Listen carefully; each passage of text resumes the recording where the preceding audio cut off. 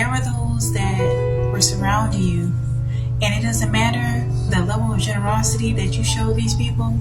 It doesn't matter how many people you were there for. They didn't like you. They liked what you provide. They liked the energy that you brought. They were jealous of that which they could never attain.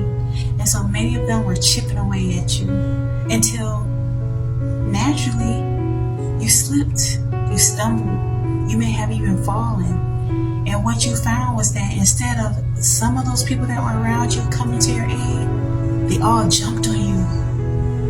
Yeah, they literally jumped you. Could have been spiritually. For some, they could have even been physically.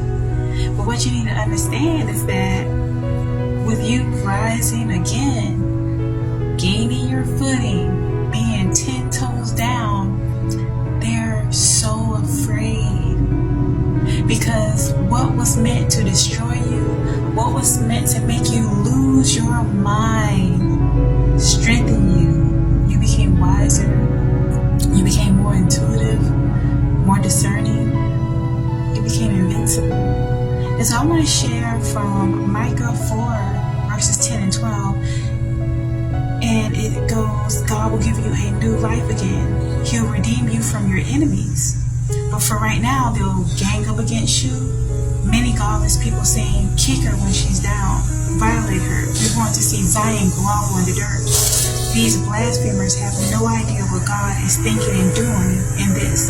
They don't know that this is the making of God's people, that they are wheat being threshed, gold being refined. So I love the promise of this passage, because when you're down, when it seems that enemies are encompassing you and they are trying to completely destroy you, understand that God is at work. Don't lose sight of God in your life.